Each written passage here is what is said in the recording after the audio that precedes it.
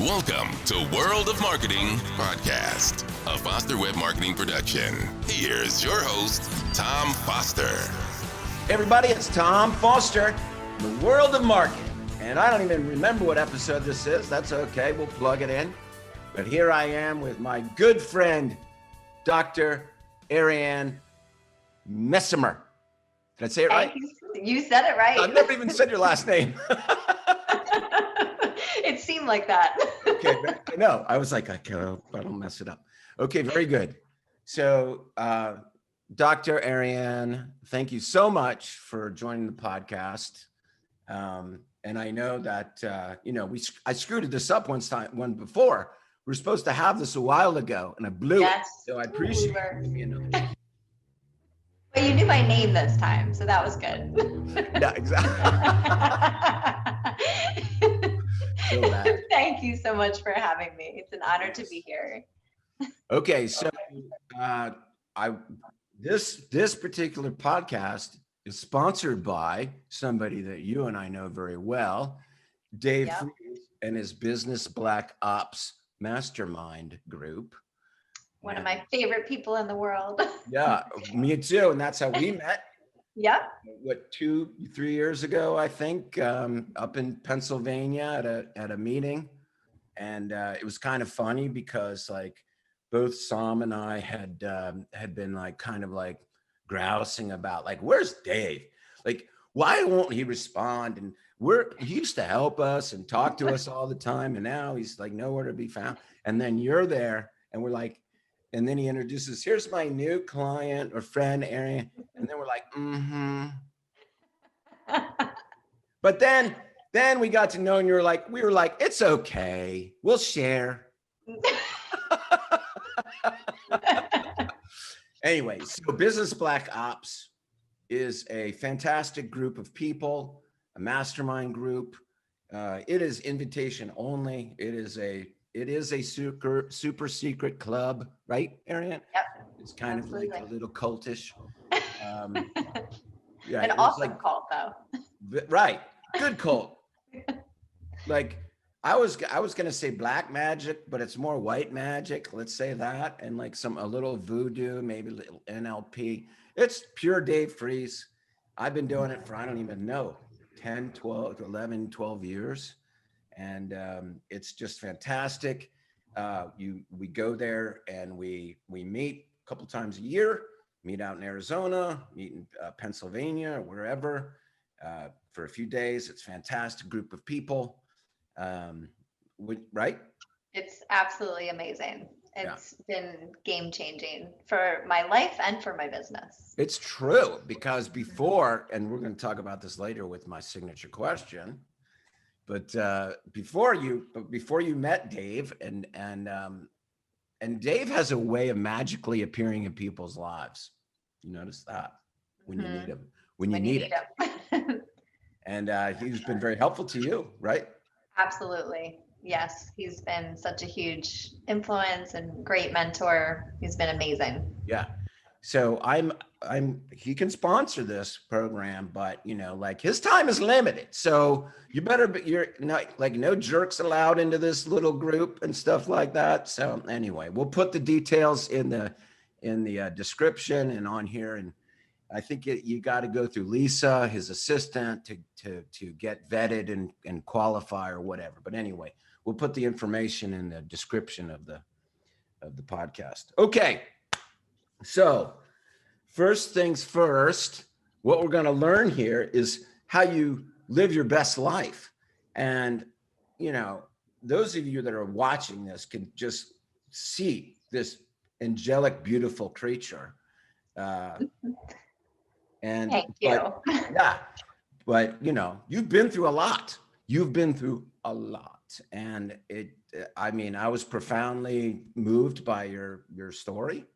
And we're going to get to your story, but tell me a little bit how you got interested in physical fitness and physical therapy and how you got interested in what you're doing. Sure. So I actually got interested in physical therapy in high school. I was actually volunteering with a physical therapist working with disabled children. And I knew that that was exactly what I wanted to do. And when I went to college to pursue that at University of Delaware, I had a little bit too much fun my first year. Didn't really know how to manage my time, maybe fell asleep in a couple classes. Sure. So I was on academic probation and had to switch majors. So I switched to nutrition because I wanted to stay in the health field. And I did fitness competitions, I did pageants, realized that it wasn't really the healthiest way to have a good nutrition plan and exercise plan. So then opened my first personal training studio at 22. Wow. And then got into had that for 13 years, and then realized that everyone was coming into a fitness setting with pain and injury. So I went back to PT school. Wow, very good. So were you a doctor before, or is that when you became a doctor after that? After that, so I was a registered dietitian after college. I did my internship exam and then became a dietitian, practiced as a dietitian and as a personal trainer, and then went back for PT to get my doctorate. Wow. Wow, that's impressive. 22 years old and brave. Brave. And so Yes. like, what would you consider that a successful business? Yes, I had it, like I said, I had it for 13 years. I didn't know anything about business, so it was really trying to learn everything as I went. I was writing. Right. Yes, I remember making flyers and putting them on people's mailboxes. And so, yes, I learned a lot. But I think with that, I learned so much about myself and my passion and my purpose. And I was so involved in the community. I also think in a positive way, and then in some ways maybe not so positive, it became my identity. So I think that was really hard when I had to sell it. Yeah. So you sold it. Yes. So I know we're going to get into this, but when I was getting married, and then I got cancer. Yes. And I had my business. I was working full time at another facility as a physical therapist. I had to make a decision. So wait a minute. So you had your business, and you were working in another business? I was a clinic director for a huge physical therapy company. Now, why was that? Why were you doing that? Because initially I was only going to work there for a year, and I was going to do that just to get experience as a PT before I before I branched out in my own practice. And then I ended up staying 8 years. Wow. So I was running my company and doing that for the first 6 of those years. Wow. It was crazy. But it was an amazing experience, and it helped me where I am right now, for sure. And so you said it, you were diagnosed with cancer. How old were you? So I was 35. Wow. And you found out 2 days before your wedding? 2 months before my wedding. 2 months before your wedding. Sorry, that's a typo. Bad info. Just 2 days. I was like, 2 days? Renee. All right. We'll forgive her. Yeah, we will. Okay, 2 months still. 2 months before the wedding. I mean, like that would probably ruin most people, and they would run, the world is over. So tell me kind of what your reaction was to that. And so when I found out, I was just like anybody would be. I was completely overwhelmed. I was very, very emotional. I felt like, how could I focus on health my whole life and be in this position? And especially right now, I think I was so excited to get married, as most people would be. I planned every detail of my wedding. So I was so involved in it, and I wasn't stressed at all. I was just really excited. And so I think when this happened, it was just kind of a little bit heart-wrenching. And at first it was really scary, because they didn't really know exactly what it was going to look like. They thought that I was going to need to do just radiation. And then I kind of wrapped my head around that. I said, okay, that's no big deal. I could do that. And then it turned out to be stage 3 cancer. It was a really rare and aggressive cancer. And then I had to do chemotherapy. I had to get surgery. They said I would likely not be able to have children. So I had to go through that whole emotional roller coaster. So it was just a lot of emotions initially. Well, and your husband was right there the whole time. Yes. And Yes. that's a lot of things for him too, I mean, and so, Absolutely. and your husband's a Marine. He was in the Air Force. Oh, he was the Air Force. Okay. Air Force. Oh, Yeah. he's a Marine. Okay, that's fine. That's okay. He's in the Air Force. That's fine. No problem. It's fine. Ty was in the Air Force too. Right. It's okay. I was a former Marine, or I'm a former Marine, so I got to say that kind of stuff, everybody. Anyway. So he was amazing, and when I was actually in New York at a conference when I first found out, and I had to call my mom, my dad, and John, my husband or fiance at the time, and my mom and dad both had already lost their son, my brother. Right. So that was the And worst. how old was your? He was 29 when he passed away. Was it the same cancer or different? No, he had Hodgkin's when he was 11, and then he had Hodgkin's again, and then it came back as a secondary cancer, as lung, which spread to the brain. So It was awful. It was awful. So then I had to call them, which was the hardest phone call I ever made. And then John, which was equally as hard because my experience of cancer was not very good. And we were with him, caregiving for him during hospice. So I said to him, I totally understand if you don't want to marry me. And he said, what? But it sounds crazy to say that, but that was how I felt, because I felt like I knew what that experience was like. And he was absolutely incredible.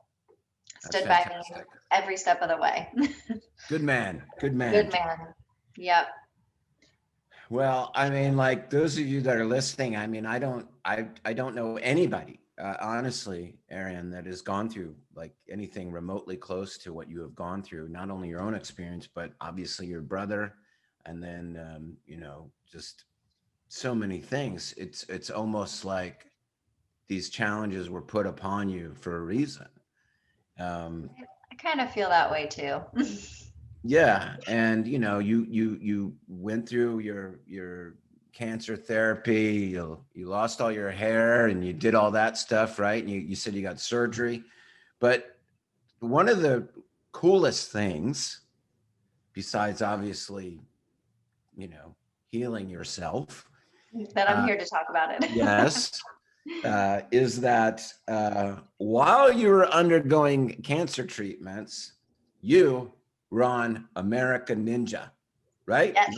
American Ninja Warrior. American Warrior. Yep. Yeah. So if you guys don't know what that is, you got to Google it and check it out, because that's those like insanely athletic people that do all these crazy things and, parkour and whatever else.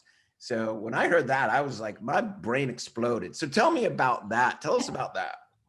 Yeah. So during my treatment, so I finished some chemotherapy, I got married, went on my honeymoon, came back, and I started radiation treatment. And of course, chemotherapy makes you feel terrible, but during radiation, I felt great. So it was proton therapy.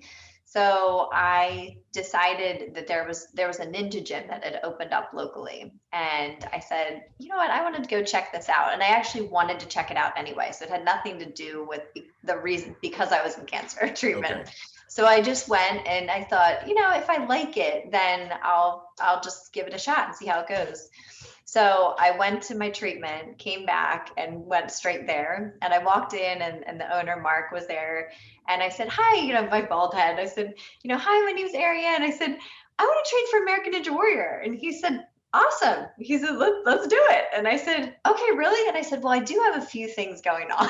I said, just finished chemo. I do have to get surgery in a couple months. So I said, there are some obstacles we might need to work around. But I said, it'd be great if we could start. He said, awesome, let's start Tuesday. So I would go after treatment, really my whole, almost 3 or 4 times a week, and train with him, and he would teach me all the obstacles. And then 4 months after my journey had ended, I got a call to be on the show. So it was amazing. It was the most amazing thing. It was just And you're on TV, right? And now I was not aired. I think okay. because But there's video of you on YouTube, there right? is it's not the video that I have is not very clear, unfortunately, because they didn't allow you to take video. Oh, I see. My husband said that I looked so intense when I was competing and I didn't smile at all for someone who smiles all the time. Right, So right. that's probably why they didn't air me. That is so funny. And you made you made it pretty high up, didn't you? Make it to like the third round or something, or Yeah, I made it to the second obstacle. okay. Second obstacle, which was great. I wanted to get through the Quinn steps, the rope swing. Right. So it was awesome. It didn't really matter to me how I did. Just being there with all those people was incredible. You got further than anybody that's listening to this call, or that, right? Certainly Well, me. that's a good way to look at it. But okay, but you also, you went back and wanted to do it a couple more times, right? I did. So I trained for it. I tried for 1 or 2 more times after that. I submitted a video and I didn't get accepted after that. So then I kind of realized I want to focus on my career and other things. Yes. So it's time to move on, and we will move on. And so you are the founder of the Movement Paradigm. That is your business that you have created. So tell us a little bit about why you did that and what it is. Yeah, so the reason that I opened it is because I really want to focus on treating the whole person. I feel like in a lot of conventional medicine, we just focus on treating symptoms and never really looking at the underlying causes. And if we think about Eastern medicine and philosophies, it's really more about being proactive, and Western culture, it's so much about being reactive. And I want to look at billions on medicine and medications. So we don't want to cure. They don't want you to be cured here. Right. We want to keep selling you the drugs. Right. And there's so much more to a person than just shoulder pain or just stomach issues. It's so much more complex than that. And that's really what I want to be able to do, is look at mindset, nutrition, and movement. So we are an integrative health center focusing on blending Eastern and Western philosophies, helping people essentially live their best life, alleviate inflammation, and just live with vitality.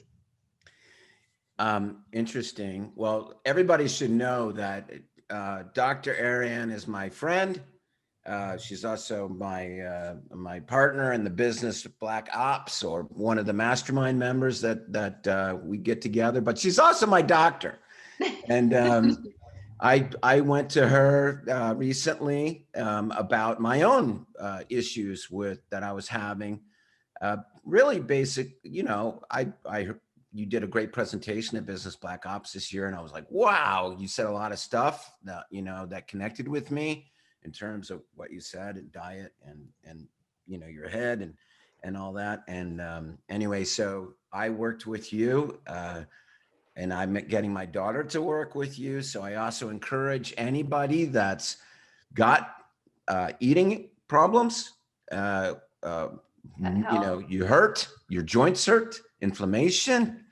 I encourage you to talk to Dr. Arianne before you go get yourself cut up by some knucklehead, Western old, you know what I mean? Yes. Also, interestingly, you say that because I went to my chiropractor yesterday morning that I've been going to for years, Dr. Scott Lamp, who I hope to have on this program soon, who I've been seeing for quite a while. And I went in there because my left knee has been bothering me. And I know it's just inflammation, but what he does is it's not my knee. It's actually something going on in my small intestine that's causing the issue in my knee. And that is the connectivity of your body. And obviously, that, but I just say that for other people, because after he what did he do? He it's over here. He was working over here, and he was working somewhere else. And then my knee feels so much better as a result of that. Nobody had to cut me open. No arthroscopic surgery. Because wherever the pain is, isn't really where the Right. source of it is. It's not where it starts. And, Yep. some of you might be like, Tom's gone nuts.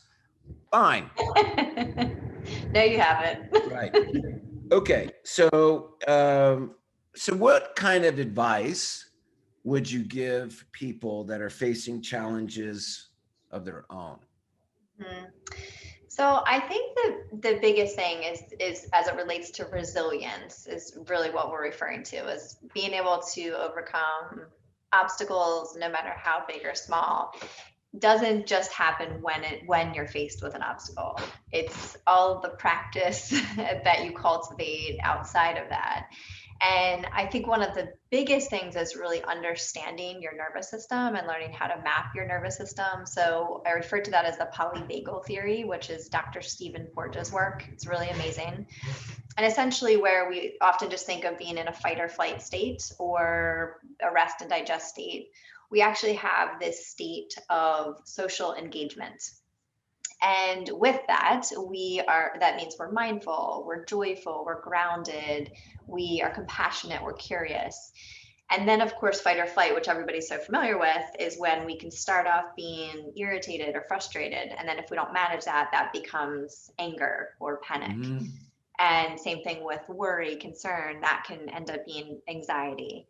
And then we have the freeze state, which is essentially when you become completely overwhelmed and shut down. You feel hopeless, you're paralyzed, that can even be suicidal. And so I think one of the biggest things that I always share with my patients is, and I show them a visual of this, is to really learn about your nervous system and what are the triggers that bring you to each of these states. And then more importantly, what are the glimmers that bring you to the state of social engagement? So it could be something like petting a dog or journaling or breathing or meditating. You'd have to figure that out, what those things are for you, so that when you are faced with some kind of challenge, you know what those glimmers are to be able to tap in and regulate your nervous system so that you're not in this constant panic state. Because if you are, you don't have clarity and you can't respond to the situation as opposed to react. Doesn't mean that that's easy, but I think the work has to come outside of when you're actually faced with something. That is an excellent answer to my question. And that, kind of brings me to something that I learned from you just in October, which is the box breathing. Mm-hmm. So could you tell the people what that means? Yeah, absolutely. So one of the key superpowers that we all have is diaphragmatic breathing. So it is something that can regulate your parasympathetic nervous system within 3 breaths. And there's various ways to practice breathing, and there's various reasons why we might have poor breathing. But one way to do some conscious breath work is a 4x4 breathing or box breathing. So most importantly, you want to make sure that the breath is diaphragmatic. So the neck and shoulders would remain relaxed, and then the abdomen would expand 360 degrees. So as you're inhaling for 4 seconds, then you would hold it for 4 seconds.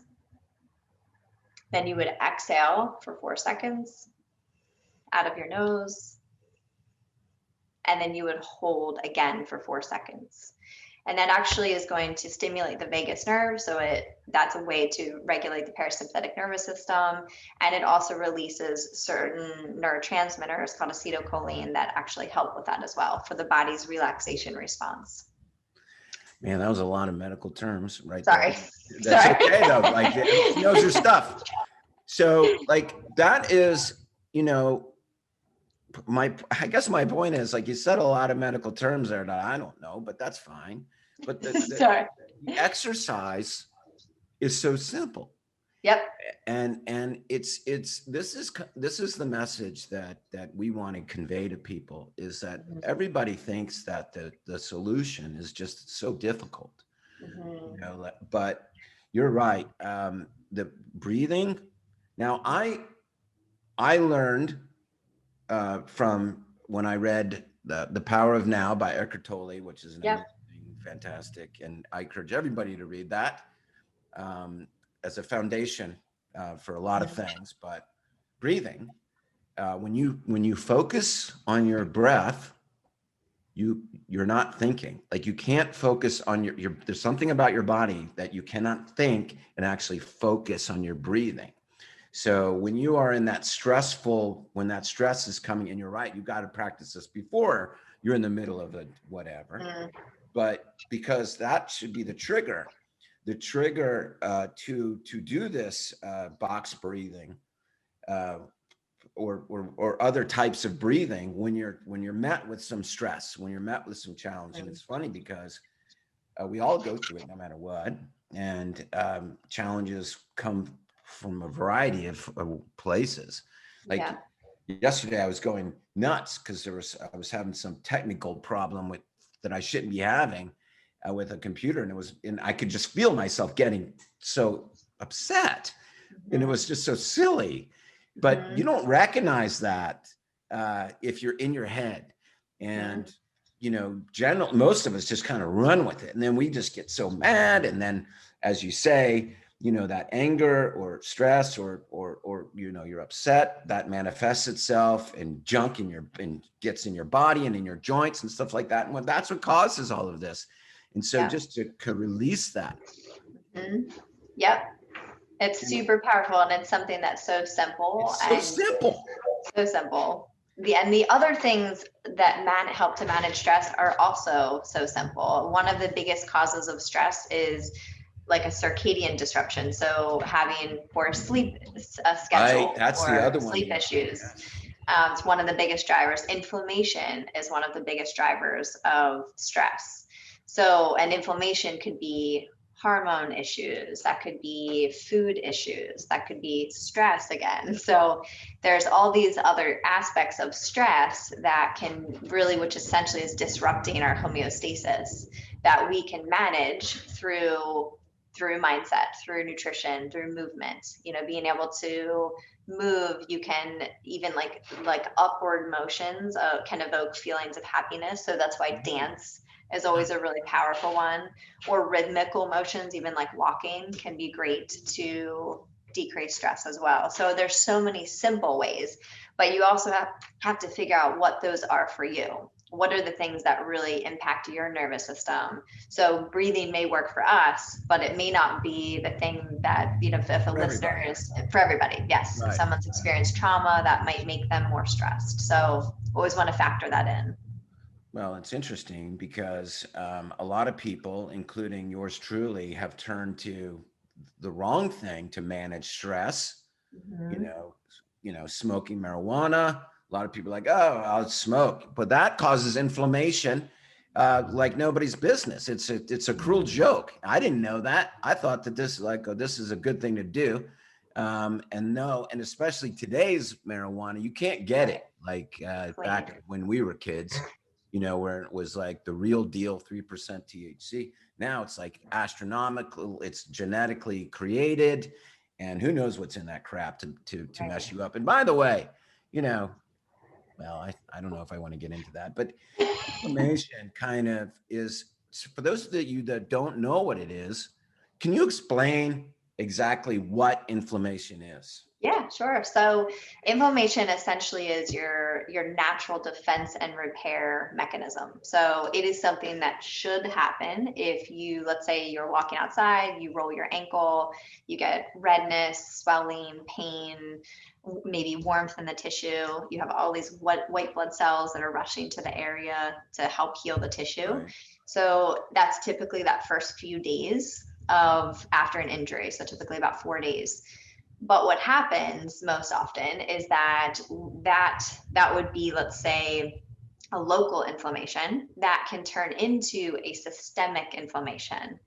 And that's when we can sometimes have a loss of tolerance. So for the example I like to give is, you sprain your ankle, so that doesn't seem like it's healing as fast as it should. So you're 8 weeks later and it just seems like, oh gosh, my ankle's still bugging me. It still gets swollen. Then all of a sudden you tweak your shoulder. Then your shoulder's bugging you and you're like, oh my gosh, what did I do? What is happening? And then maybe you get sick. So your system is actually in a state of systemic inflammation, and therefore it's lost its tolerance. So it can't manage it the way that it should. And almost 90% of autoimmune, so basically chronic disease and autoimmune disease is linked to excessive or persistent inflammation. So that's why inflammation is so important to understand. Yeah, no, and that's why I asked the question. Is a lot of people Mhm. don't really understand that, and you, I mean, you said it, and I want to just kind of go back to it because what it's your body's natural and important reaction to injury. Yeah. So that what you just said was a physical injury, but kind of what we were talking about with stress and anxiety, those are not physical injuries. Those are almost mental injuries. Mhm. That but your body reacts in the same way. And Yes. right? I mean, and you don't really Yeah. So know. you're, yep.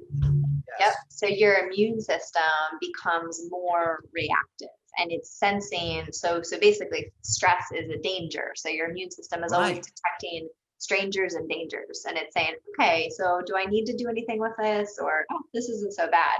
So stress, hormone dysfunction like thyroid, insulin issues, low testosterone, low estrogen, all of those things would be drivers for inflammation. Plus, Um, you said it, food. And food, and because right? Because like food. if you have a gluten allergy or Mhm. you're like I think I do. You and I have talked about that. So I'm on this elimination diet. That's why I'm drinking this nasty green thing. Actually, it's not nasty. It's really I good. didn't tell you to drink that though, by the It's on your way. list. So don't blame me for the shake. The kale smoothie. Who knew? Kale's so delicious. Anyway, but you know, you eat something that is actually poisonous, that you're allergic to. Like I'm allergic to seeded fruit. I didn't know that. And you know, seeded fruit, strawberries, raspberries, tomatoes. So you know, my whole life I'm like spaghetti. I love it. I love pizza, and I would be like sick every time, and I wouldn't know Mm. why. And that is my body would become inflamed. And that's, as I told you before, I went to go see my chiropractor, and my knee is not it's my small intestine. So that makes sense that would be happening that way. And so if that's what people need to understand about sickness, and if you just keep it's like eating poison, right? Well, essentially, so food triggers are the most overlooked contributor Yeah. of chronic health conditions. So if you have autoimmune disease, so rheumatoid arthritis, lupus, psoriatic arthritis, anything like that, if you have eczema, if you like skin conditions, if you have Mhm. acne, those are all I always like to think of it as the umbrella is inflammation. So it might look a lot different, it might look like present completely differently, but the umbrella is inflammation. So you always want to assess food to see if food is one of your biggest drivers of that inflammatory process. So there's food allergies. So you mentioned food allergies, but there's also food intolerances and then food sensitivities. Right. So food allergies are easier to detect because most of the time you know that from a child, Right. or Like peanut. sometimes you can develop it. Right. Yeah, sometimes like an egg allergy. Right. It could be like celiac, or if you had a true gluten allergy. But then there's an intolerance. So the example I like to give is a lactose intolerance. So you don't have the enzymes to be able to break down the food. And then there's the sensitivity, which is sometimes harder to detect. And you could eat gluten, and let's say you were reintroducing from an elimination diet, you could eat gluten and then 4 days later have a reaction. That could be headache, that could be joint pain, that could be anything. So those are the ones, well, all of them, but those are the ones that you're really trying to look at, and as like with an elimination diet, for example, is to figure out what foods are inflammatory for you, because we are going to have different foods that we might be sensitive to. And everyone listening will also have probably different foods. Gluten and dairy are the two biggies, though, big offenders. And that's what I'm eliminating: gluten, dairy, sugar. And you feel a I feel ton better. fantastic. Right. Right. I feel fantastic, except when I Which is cheat. awesome. When I And that's cheat. what everybody that I have go through an elimination diet, as hard as it is, they typically feel so much better, so Yeah. much better. And I, always make sure you jumped in a little quickly, Tom, but that's how you operate. Typical. But normally I have someone, a month to 2 months kind of prep for it, make sure you're totally ready, and then go into it. Yeah, I just went, hey, let's just jump off Yeah, the cliff. it's Monday. I'm gonna. Yeah, hey, all right. I said, I'm like, starting today.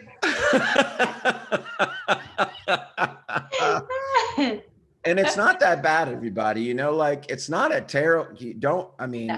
It's good food. It's just, it's better for you, and yeah, for sure. And it's not forever. It's not the elimination diet is not meant to be forever. Okay. So, and I just want to say one more thing about inflammation and stress and everything, because one of the things that I understand, and I wanted to get your feedback on this, is that stress, and this is why I believe the way that you do the elimination diet and reintroduce things, is because stress is a fantastic masker. So if you are stressed about whatever, and you're sitting there eating strawberries while you're stressed, then your body will think, well, the stressor will tell your body you're allergic to strawberries. What do you? Yeah, so you can become, so if you just have to think of it this way, if you're stressed, that is a huge inflammatory trigger. So you can become, if you're chronically stressed, you can begin to have, and that means chronically inflamed, then you can begin to have more and more sensitivities, and you can become allergic to things. You can become, intolerant to things. And that's typically what happens, even if you have delayed onset allergies. So you didn't have them as a kid, but then as an adult, you're like, oh gosh, now I'm allergic to pollen and dust. And that's a perfect example of how you become more reactive. Your immune system is detecting all these things that it didn't before because it's been in an inflamed state for so long. That's amazing, and it's just fascinating to me, because that's what I did to myself a few years ago. I was like a mess. I was before I met you. It was years before, and I was just a mess. And those that know me know that I was a mess. Dave knows. And I was drinking like a maniac, doing whatever, and eating. I was eating, but I was drinking smoothies with strawberries, and so now, and what I found was, like, every time I would drink beer, I would get sick.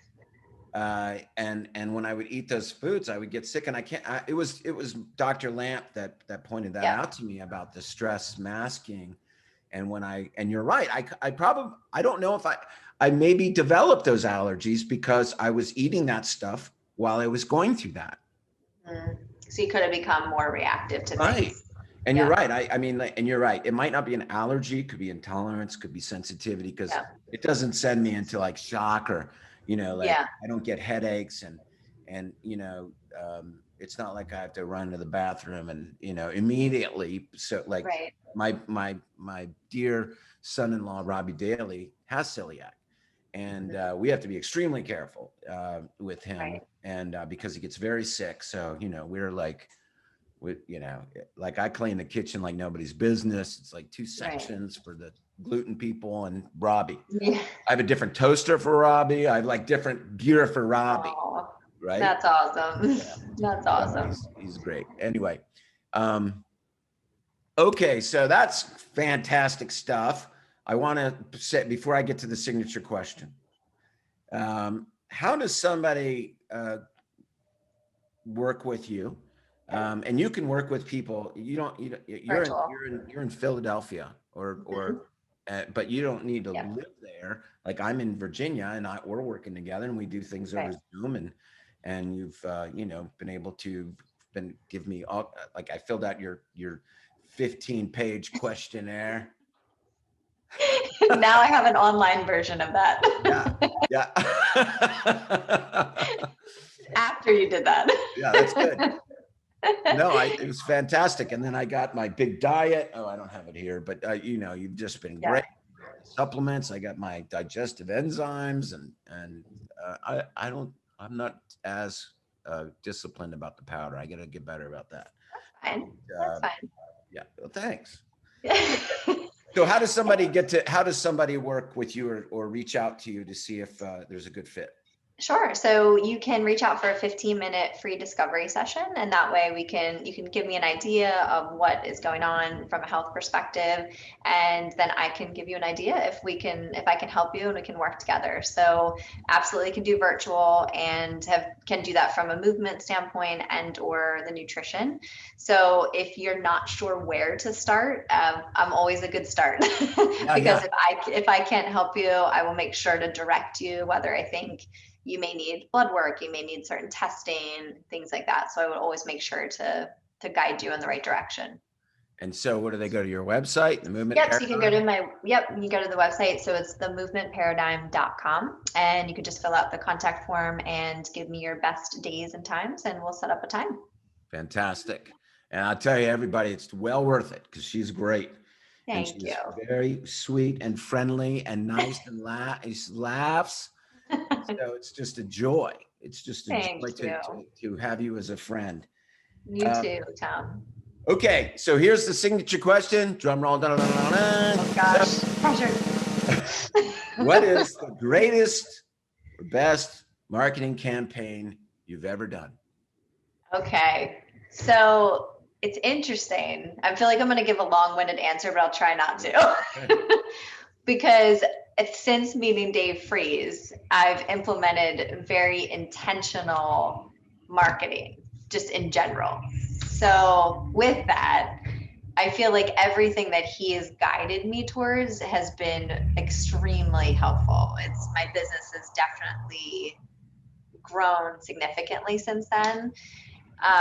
So that more specifically is consistent emails every week. And then I would say my consistency on social media. So posting daily to most days of the week, I think has just been the biggest thing. And with that, I'm trying to figure out what the best content is, but I think the consistency has been the most helpful thing. Well, I can tell you that you got anybody that hasn't seen the social media stuff that you're doing, you got to get on there. I don't go personally on social. I go on like once a week just because I got to do it. And I always see you, and it is fantastic. You're always giving kind of great advice, showing some technique, working with your with your patients and stuff like that. And it's just great. So I recommend anybody that is watching this to also just start following Arianne and just kind of see what she's about. If you're curious, if you're like a trust but verify person like our Buster Tate, then you want to go. Buster loves you you know that, and he's like, love Buster. Yeah, who doesn't? And he goes on and on about like your stuff on social media.